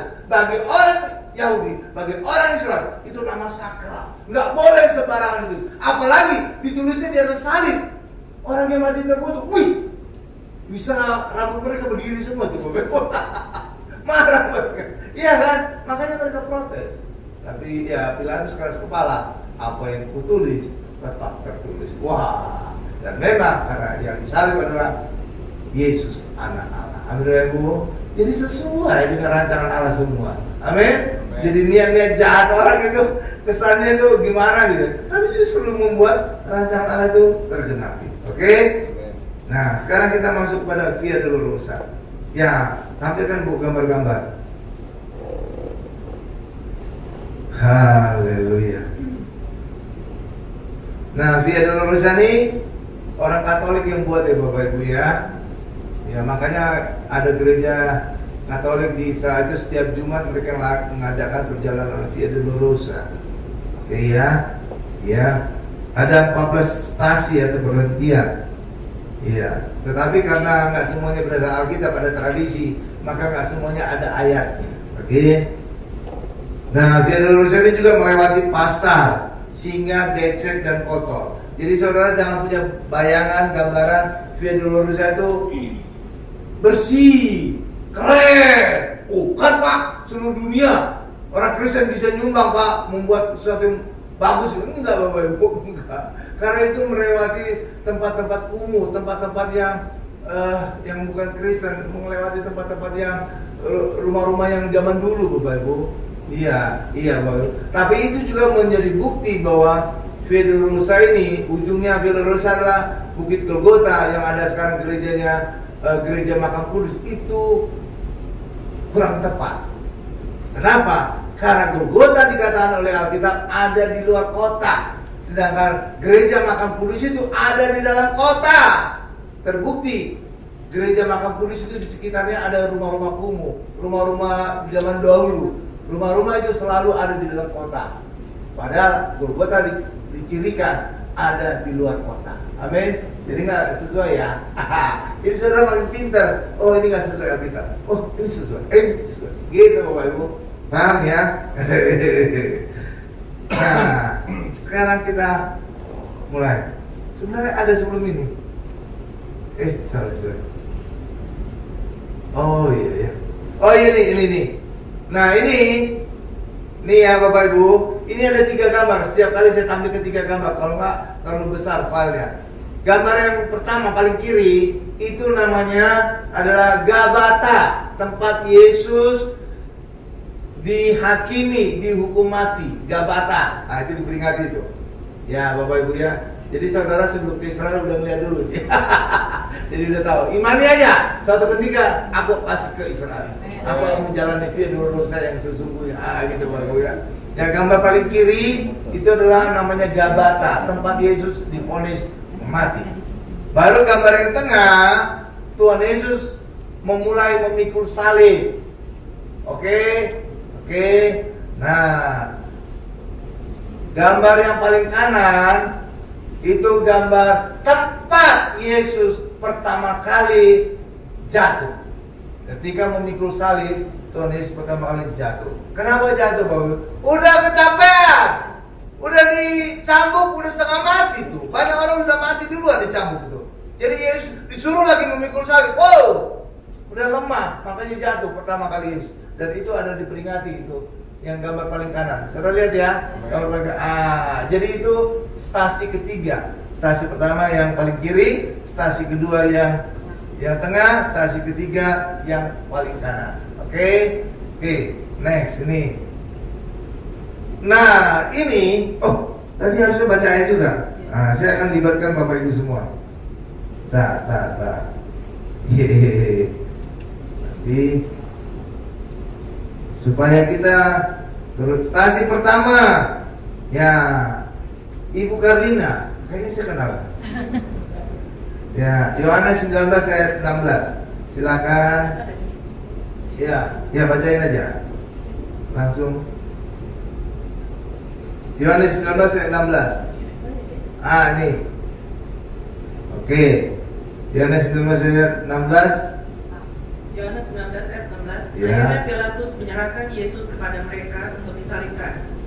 Mereka menerima Yesus. Ya, itu terjadinya di Gabata.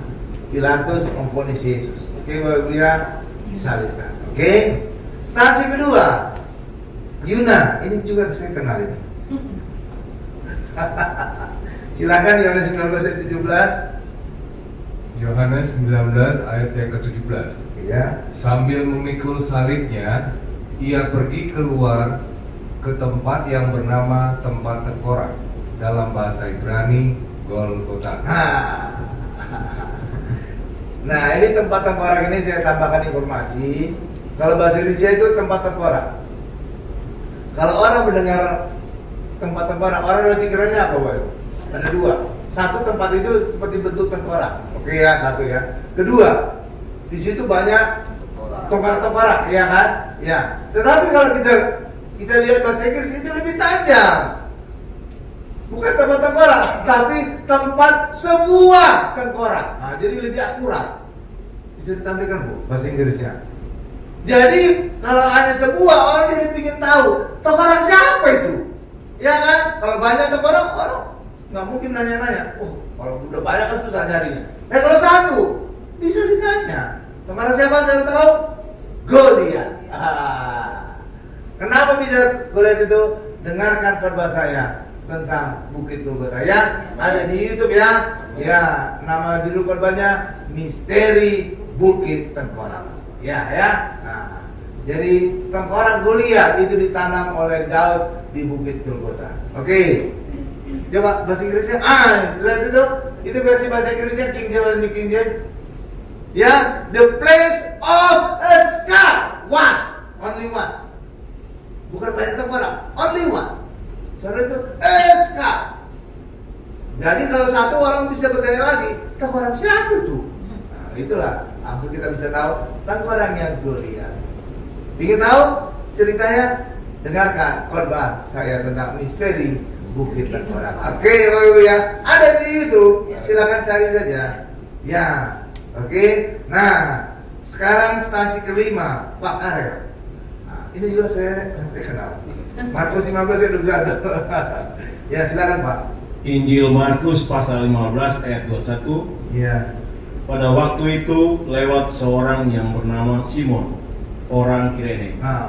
Kirene ya, bukan Cinere ya. Kirene. Kirene. Ayah Alexander dan Rufus yang baru datang dari luar kota, dan orang itu mereka paksa untuk memikul salib Yesus. Oke Bapak Ibu ya. Oh, harusnya saya tampilkan dulu ya stasi 5. Coba gambarin dulu Pak, Bu. Stasi 5 nih. Ya ini nih stasi 5. Jadi ada stasi 4 paling kiri, stasi 5 yang tengah, stasi 6 paling kanan. Oke ya. Oke Bapak Ibu ya. Ya, ini stasi 4, 5 dan 6. Jadi yang dibaca Pak Kara tadi barusan itu stasi 5. Jadi yang tengah. Dan itu adalah peristiwanya apa? Tuhan Yesus dibantu oleh Simon dari Kirene. Oke Bapak Ibu ya. Kirene. Oke. Ya, dari Kirene ya Bapak Ibu ya. Itulah diperingati itu. Stasi yang kelima ya, yang di tengah ya. Nah, stasi ke-6 apa? Nah, itu stasi ke-6 Bapak Ibu. Nih, stasi ke-6 saya ceritakan. Oh, tadi ada stasi yang kita lewati ya. Gambarnya ya. Stasi ke-3. Oh, jatuh pertama kali turun sudah ya. Coba stasi ke-4 tadi. Ini stasi ke-4 ini. Stasi ke-4 adalah peristiwa saat Tuhan Yesus berjumpa dengan mamanya. Cuma ini dipercaya secara tradisi, karena itu nggak ada bacaan ayatnya. Oke ya Bapak Ibu ya, nggak ada bacaan ayatnya. Oh, saya tampilkan dulu semuanya kayaknya Bu ya. Jadi bagus ya, baru nanti baca ayatnya. Nah, stasi ke-4 ini tempat Tuhan Yesus berjumpa dengan mamanya yang paling kiri. Paling kiri itu adalah stasi ke-4. Tuhan Yesus berjumpa dengan mamanya, Maria. Oke?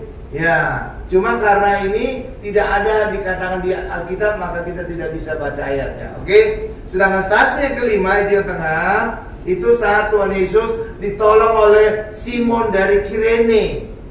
Ya, jadi salib Yesus dibantu diangkat oleh Simon dari Kirene. Amin Bapak Ibu.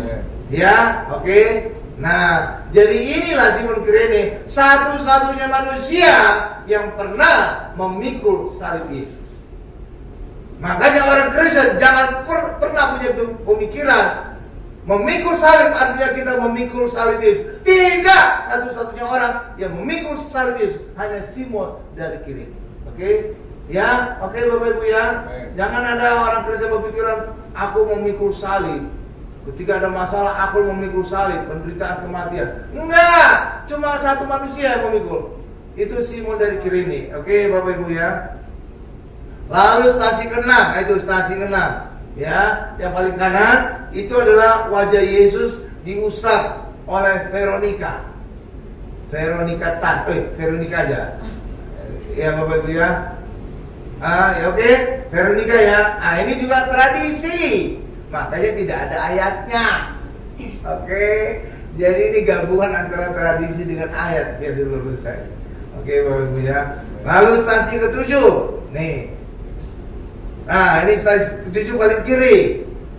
Paling kiri, stasi ke-8 yang tengah, stasi 9 yang paling kanan. Nah, stasi ke-7 itu adalah peristiwa Yesus jatuh kedua kalinya. Menurut saudara ini masuk akal nggak? Tidak. Kenapa? Karena pada stasi kelima Yesus telah ditolong oleh Simon dari Kirene. Bagaimana mungkin Yesus juga jatuh lagi kedua kalinya memikul salib? Nggak masuk akal. Ya, kalau bisa lihat itu, jadi saudara logika saudara main gitu Bapak Ibu. Nggak mungkin Yesus jatuh kedua kalinya memikul salib. Lah, salibnya udah dipikul oleh Simon dari Kirene. Benar Bapak Ibu ya? Nggak masuk akal ya. Tapi biarin aja lah. Iya ya, iya kan? Iya dong. Nggak masuk akal, mana mungkin jatuh dua kali memikul salib. Orang salibnya udah dipikul oleh Simon dari Kirene. Iya kan? Nggak masuk logika ya. Oh, saya aja saudara itu berpikir jadi cerdas. Lanjut. Stasi ke-8. Nah, stasi ke-8 itu Bapak Ibu, yang tengah. Stasi ke-8 ya. Stasi ke-8 adalah pada saat Tuhan Yesus dihibur wanita-wanita Yerusalem. Oke? Nah, gitu Bapak Ibu. Nah, ini ada ayatnya. Lukas 23 ayat 28. Tadi Yesus Oh, berpaling kepada mereka. Oh iya, Ibu Odi. Yesus, Lukas 23 ayat 28. Ya. Yesus berpaling pada mereka dan berkata, "Hai putri-putri Yerusalem, janganlah kamu menangisi aku, melainkan tangisilah dirimu sendiri dan anak-anakmu." Ya, oke Bapak Ibu ya. Jadi ini adalah saat Tuhan Yesus dihibur oleh wanita-wanita Yerusalem. Amin. Amin Bapak Ibu ya. Oke. Tuh. Ini ada ayatnya dikatakan di Alkitab. Oke. Berikutnya stasi ke-9 itu yang paling kanan Bapak Ibu. Stasi ke-9 paling kanan. Yesus jatuh ketiga kalinya. Nah, ini juga nggak masuk akal. Karena tahu kenapa? Ya itu tadi stasi kelima. Salib Yesus telah dibantu oleh Simon dari Kirene. Oke, mana mungkin Yesus jatuh lagi? Orang salibnya aja bukan dipikul lagi oleh Yesus kan? Jadi nggak masuk akal ya, Bu. Tapi ya udahlah, itu stasi yang ada di Israel. Oke, ya, oke. Ini tradisi juga nggak ada dikatakan di Alkitab. Lalu sekarang masuk ke stasi ke-10. Ah ini, stasi ke-10 pakaian Yesus dibagi-bagi. Nah, berikutnya siapa? Nita Siombing. Oh, Nita aja. Nita Purba Sidadolo. Ya. Matius 27 ayat 35.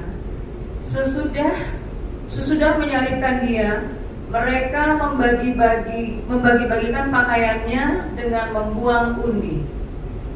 Ya, oke. Nah, itulah stasi ke-10 itu yang paling kiri ya. Gambar paling kiri Bapak Ibu ya. Ya, itu saya gabung stasi 10 sama stasi 11. Yesus disalibkan. Karena memang dibagi-bagi pakaian Yesus itu pada saat Yesus sudah disalibkan ya Bapak Ibu ya. Ya, oke. Ya, jadi itu stasi ke-10 dan 11 gambarnya saya satukan. Nah, itu bisa ada ayatnya stasi ke-11 Markus 15 ayat 25. Ibu Hana, ya, mamanya Samuel, ya. Ya, Markus 15 ayat 25. 15 Ayat 25. Ya. Hari jam 9 ketika ia disalibkan. Ya. Ya, itu Bapak Ibu ya. Jam 9. Saudara tahu jam 9 itu bagi orang Yahudi jam 9 itu adalah korban pagi. Korban pagi jam 9. Oke Bapak Ibu? Ya. Dan itu juga menunjukkan jam 9 Yesus mulai disalibkan. Yesus meninggal jam berapa Bapak Ibu? Hah? Enggak. Jam berapa? Siapa yang tahu? Jam 3. Jam 3. Dan itu juga adalah jam 3, jam korban petangnya orang Yahudi, orang Israel. Jadi sudah dinubuatkan sebelum semua itu. Jadi korban pagi jam 9, korban sore jam 3. Dan itu menggambarkan jam 9 Yesus disalibkan, jam 3 Yesus meninggal. Karena itu cakep ya Alkitab ya. Jadi sudah dinubuatkan Yesus semua sampai jam-jamnya. Biasa ya. Haleluya, haleluya, haleluya. Ya, ya. Lalu stasi ke-12. Stasi ke-12 itu yang di tengah ya, yang tengah Yesus wafat di salib. Siapa membaca? Thomas Simanjuntak. Silakan Thomas. Yohanes pasal 19 ayat 30. Iya. Sesudah Yesus meminum anggur asam itu, berkata ia, sudah selesai. Lalu ia menundukkan kepalanya dan menyerahkan nyawanya. Jadi Yesus meninggal ya. Ya, itu jam 3 ya Bapak Ibu ya. Dan itu persis juga dengan korban petangnya orang Israel jam 3 sore. Oke, sudah selesai. Kalau saudara dengar kata selesai, apa artinya Bapak Ibu? Berarti sebelumnya ada pekerjaan yang belum selesai. Ya kan? Ada tugas yang belum selesai. Ada kewajiban yang belum selesai. Dan itulah tuntutan Allah kepada manusia melakukan hukum Taurat supaya manusia benar berkenan di hadapan Allah. Tapi lewat kematian Yesus di atas salib, maka tugas tuntutan ini telah diselesaikan oleh Tuhan Yesus. Amin. Sehingga orang Kristen tidak lagi diwajibkan melakukan hukum Taurat, tapi cukup dengan percaya kepada Yesus, maka kita dianggap benar di hadapan Allah. Oke. Ya. Pak, ayatnya mana Pak? Oh ya, ini tambahan ayat Bu. Bisa tidak cepat diganti? Roma 10 ayat 4. Jadi orang Kristen tidak lagi dituntut untuk melakukan mutarat. Tetapi orang Kristen bukan berarti kita tidak melakukan mutarat. Melakukan, tapi bukan lagi menjadi syarat untuk menjadi benar di hadapan Allah. Kita melakukan mutarat karena kita sudah benar. Tapi kalau orang di luar Yesus, mereka wajib melakukan mutarat supaya menjadi benar di hadapan Allah. Tetapi bagi orang Kristen, hukum Taurat bukan lagi syarat, tapi kita lakukan karena kita sebelumnya telah dibenarkan oleh Tuhan Yesus. Amin, Bapak Ibu. Dan kita melakukan hukum Taurat, malah kita melebihi tuntutan hukum Taurat. Contoh, hukum Taurat dilarang mencuri. Orang Kristen di dalam Yesus, bukan saja kita tidak mencuri, kita juga murah hati. Banyak orang tidak mencuri benar, tapi peliknya minta ampun, medit gitu Bapak Ibu. Ya kan? Iya. Ya kan? Ya. Ada hukum Taurat juga dilarang membunuh. Orang Kristen bukan hanya tidak membunuh, tetapi juga orang Kristen peduli, mau menolong orang lain. Akan lebih kan? Lebih. Di hukum Taurat ada larangan, jangan berzina. Orang Kristen di dalam Yesus bukan saja kita tidak berzina, tapi kita juga mengasihi pasangan kita. Jadi lebih yang kita lakukan, lebih dari tuntutan. Oke Bapak Ibu ya? Iya. Cakep jadinya. Jadi kita melakukan hukum Taurat bukan untuk menjadi benar, tapi kita melakukan hukum Taurat karena kita sudah dibenarkan oleh Tuhan Yesus. Kita percaya kepada Tuhan Yesus. Kita buka Roma 10 ayat 4. Saya bacakan ya. Sebab Kristus adalah kegenapan hukum Taurat. Jadi hukum Taurat itu digenapi oleh Yesus, sehingga kebenaran diperoleh tiap-tiap orang yang percaya. Saudara percaya? Amin. Maka saudara dibenarkan oleh Tuhan Yesus. Amin. Jadi kebenaran kita bukan karena kita melakukan hukum Taurat, tapi kebenaran kita karena kita percaya kepada Yesus yang telah menggenapi hukum Taurat. Amin. Oke? Iya. Sama seperti saya suka dari contoh ketika kita makan di restoran, kita kan harus bayar kan? Harus dong, kalau nggak benjol gitu sama satpam. Iya kan? Iya dong, ya kan? Iya. Tapi ada kondisi kita tidak harus bayar, cukup percaya. Bagaimana caranya? Kalau kita percaya bahwa ada teman kita yang mentraktir kita makan, cukup percaya aja. Oke ya? Kita percaya ada teman kita yang bayar, ya udah kita keluar dari restoran aman. Oke ya? Iya. Hal yang sama juga dengan kerohanian. Ya, di luar Yesus mereka harus membayar keselamatan mereka, harus membayar kebenaran mereka. Tapi bagi kita orang Kristen, Yesus telah membayar. Maka bagian kita hari ini cukup percaya kepada Yesus yang telah menggenapi kita. Paham? Paham? Analoginya Bapak? Iya. Luar biasa ya. Oke. Nah, lanjut. Tadi udah stasi keberapa? Pakai ini bagi-bagikan Yesus jalankan. Yesus. Sekarang 13. stasi 13. Nah, stasi ke-13 itu gambar paling kanan Bapak Ibu. Jadi pada saat Tuhan Yesus sudah meninggal, lalu kemudian Yusuf Arimatia, bukan Yusuf kalah Bapak Ibu. Yusuf dari Arimatia minta kepada Pilatus untuk jenazah Yesus. Dan akhirnya ketika Pilatus diinformasikan bahwa Yesus telah mati, maka diizinkan. Maka kemudian jenazah Yesus diturunkan, dan tempat jenazah Yesus diturunkan, inilah tempatnya, stasi ke-13. Jadi ada lempengan itu Bapak Ibu. Oke ya, lempengan ya. Oke, ada lempengan meja gitu. Nah ini, ya nanti saudara bisa situ, guling-guling juga bisa situ. Mama saya pernah ke Israel, dia guling-guling di sini. Wah Tuhan Yesus, langsung guling-guling. Stasi ke-13 itu. Iya itu kayak meja gitu Bapak. Bukan orang biasanya nyium aja gitu Bapak. Mama saya guling-guling. Luar biasa ya. Oh Tuhan Yesus di sini dibaringkan gitu. Langsung guling-guling di situ. Luar biasa ya. Ya saya juga bisa guling-guling lah. Asal jangan ya berani-berani norak lah dikit. Karena biasanya banyak orang juga yang ada di situ nyium tempat Yesus dibaringkan setelah diturunkan dari salib. Iya Bapak Ibu. Ya jangan saudara norak ya guling-guling. Guling-guling. Iya. Ya terus. Wah, sekarang stasi ke-14, stasi terakhir. Nah ini dia. Inilah. Nah ayatnya, oh ya tadi Tuhan Yesus diturunkan itu tadi. Nah ini ayatnya Yohanes 19 ayat 38. Siapa? Ibu Lovely. Ibu Lovely. Ibu Lovely, silakan. Stasi 13, Yohanes 19 ayat 38. Sesudah itu Yusuf dari Arimatea, Ya. ia murid Yesus, tetapi sembunyi-sembunyi karena takut kepada orang Yahudi, meminta kepada Pilatus supaya ia diperbolehkan menurunkan mayat Yesus. Dan Pilatus meluruskan permintaannya itu. Lalu datanglah ia dan menurunkan mayat itu. Ya. Oke. Ya. Oh, Pak Joni nggak ada Bu, Ibu Odi yang gantian ya. Nah, ini stasi ke-14, stasi terakhir, Yesus dikuburkan. Nah, ini dia kuburan Yesus ya. Ini menurut versi orang Katolik ya. Ini semua itu ada di gereja Makam Kudus. Oke? Ya, silakan dibacakan Bu. Gantikan Pak Joni, Yohanes 19 ayat 41 sampai 42. Stasi 14. Ya. Yohanes 19 ayat 41 sampai 42. Ya. Dekat tempat di mana Yesus disalibkan ada suatu taman dan Stop. dalam ada suatu Apa cirinya Bu, Bapak Ibu? Taman. Katakan sama saya taman. Taman. Oke, lanjut Bu.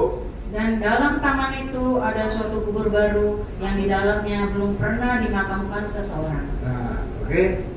Jadi salah satu ciri Bukit Golgota ada dekat taman.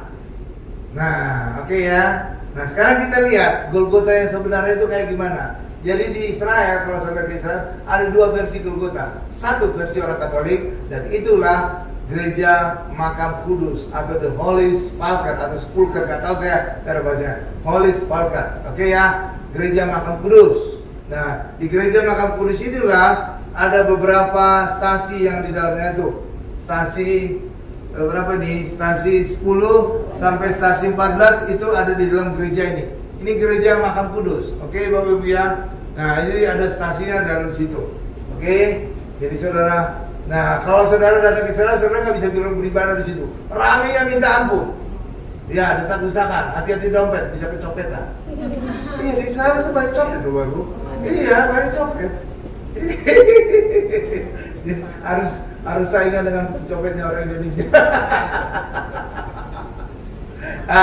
Nah, versi kedua Golgota adalah The Garden Tomb. Ini versinya Golgota orang Protestan. Tadi ciri tadi yang dibaca Ibu Odi, Golgota itu dekat taman. Nah, ini taman. Bukan dari gereja Makam Kudus, tapi di sini taman. Jadi satu ciri Golgota sudah tergenapi, oke? Tadi ada stasi Tuhan Yesus disalibkan di luar kota. Benar Bapak Ibu, dekat kota kan? Akhirnya di luar kota. Nah, sekarang Golgota itu ada dua versi. Golgota mana yang sesuai dengan di luar kota? Ini di luar kota, The Garden Tomb. Ini ada sampai sekarang ada di luar kota nih. Di luar dari benteng tembok dari Yerusalem. Sedangkan gereja Makam Kudus ada di dalam kota, dekat rumah-rumah kumuh, dekat rumah-rumah masa lalu. Jadi itu di dalam kota, artinya ciri kedua tidak terpenuhi oleh gereja Makam Kudus. Bukan kata saya, kata ayat itu. Amin Bapak Ibu ya. Kali ini memenuhi.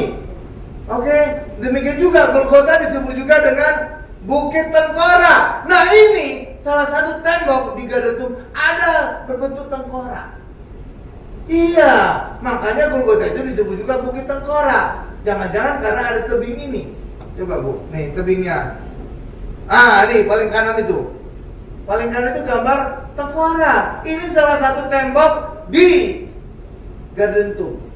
Makanya jangan-jangan karena itulah makanya Golgota itu disebut Bukit Tengkorak, karena ada mirip tengkoraknya. Oke Bapak Ibu, jadi sudah memenuhi 3 syarat. Jadi Garden Tomb ini yang paling memenuhi, inilah Golgota yang sebenarnya. Oke Bapak Ibu ya. Nah, gambar paling kiri itulah kuburan Tuhan Yesus di waktu malam ya, terangnya kayak gitu. Oke Bapak Ibu ya. Kalau waktu siangnya kayak gini. Ini waktu siang. Ya itu tanda panah itu, panah merah, saudara lihat panah merah. Nah itu ada lubang kecil, itulah masuk ke kuburan Tuhan Yesus. Nah, ciri ketiga yang kemungkinan ini adalah Golgota sebenarnya. Ini tadi kuburan siapa nih? Harusnya kuburan siapa? Yusuf dari Arimatea. Ya kan? Iya, Yusuf dari Arimatia. Tapi kemudian kuburan baru nih kan? Iya, itu kuburan biasanya mereka orang Israel menyiapkan kuburan. Kayak kita lah. Orang Indonesia seringkali orang tua kita sudah kita siapkan tempat kuburannya. Benar Bapak Ibu ya? Nah ini juga demikian. Yusuf Arimatia. Kuburan baru nih. Kuburan dia. Yang untuk dia kalau dia mati. Ya, ternyata kemudian dipakai oleh Tuhan Yesus. Ada lagi sesuatu yang ciri yang luar biasa. Ternyata Tuhan Yesus lebih tinggi dari Yusuf Arimatia. Lebih panjang dari Yusuf Arimatia. Artinya apa? Kuburan Yusuf Arimatia ini tidak cukup untuk panjangnya Yesus, tingginya Yesus. Itulah sebabnya harus dikorek supaya cukup. Dan di gantung ada bekas korekan pada posisi kaki jenazah. Oh, saudara itu? Iya. Jadi itu makin menguatkan bahwa gantung inilah sebenarnya Golgota sebenarnya. Jadi Tuhan Yesus itu lebih tinggi dibandingkan Yusuf dari Arimatia. Makanya kuburan itu harus dikorek. Karena kuburan itu sebenarnya diperuntukkan untuk Yusuf Arimatia sendiri. Ternyata dipakai oleh Tuhan Yesus tidak cukup, dikorek. Ada bekas korekannya di posisi kakinya. Itu Bapak Ibu. Cakep kan? Ya, coba kita lihat ambil lebih. Nah ini, itu kuburannya di waktu malam. Itu untuk gambar kiri. Nah yang kanan itulah kuburannya, tempat Tuhan Yesus dibaringkan. Oke, nah kalau saudara lihat gambar yang kanan, pada pojok kanannya situ ada bekas korekan. Tuh, iya. Jadi makin menguatkan. Ini sebenarnya Bukit Golgota sebenarnya, bukan yang di gereja Makam Kudus, bukan. Oke, karena gereja Makam Kudus juga posisinya ada di dalam kota. Terbukti dengan dia ada di posisi rumah-rumah kumuh, rumah-rumah masa lalu. Nah, yang kanan itu salah satu tebing di Gandentung, bentuknya kayak tengkorak. Saudara melihat nggak bentuk tengkorak itu? Mirip nggak tengkorak? Ada mirip wajah saudara? Ya, ada habis. Oke Bapak Ibu ya. Jadi demikianlah tentang Via Dolorosa.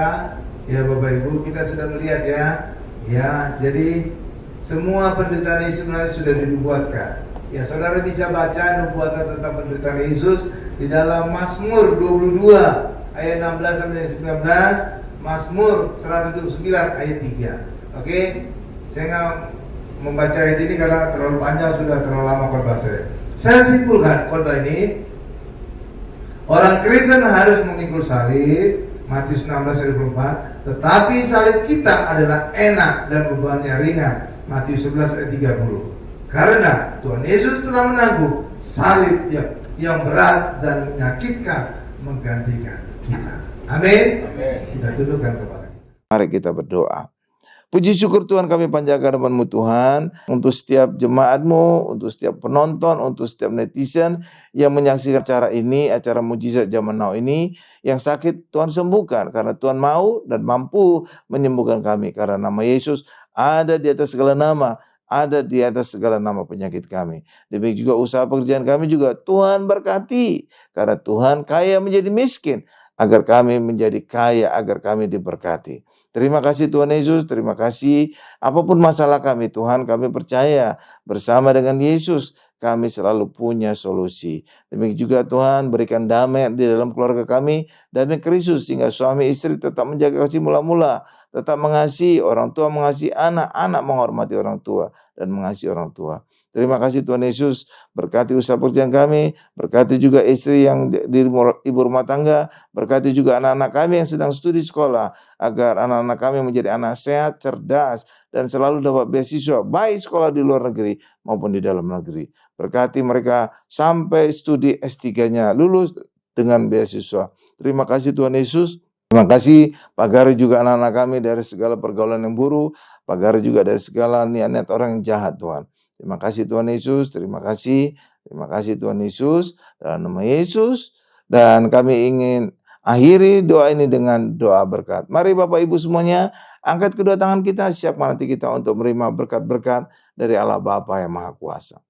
Berkat dari Allah Bapa yang Maha Kuasa, kasih karunia dari Tuhan Yesus, dan penyertaan Roh Kudus menyertai kami semua, mulai hari ini sampai selama-lamanya. Haleluya, sama-sama kita berkata, amin. Baik Bapak Ibu, ibadah kita sudah selesai. Bapak Ibu tetap mengikuti setia di hari Senin sampai Sabtu. Mujizat zaman now. Dan Tuhan Yesus pasti memberkati kita. Mujizat Tuhan pasti akan terjadi. Tidak ada yang mustahil bagi Tuhan. Amin Bapak Ibu. Tuhan Yesus memberkati. Sampai ketemu lagi.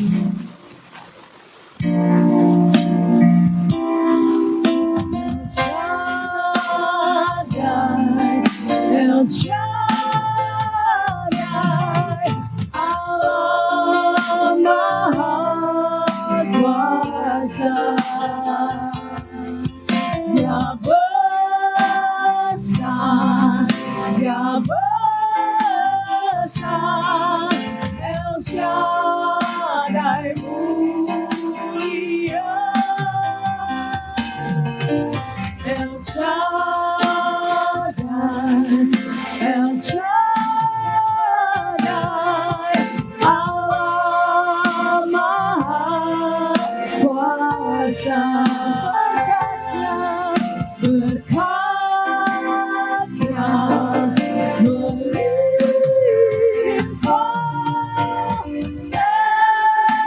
El Shaddai.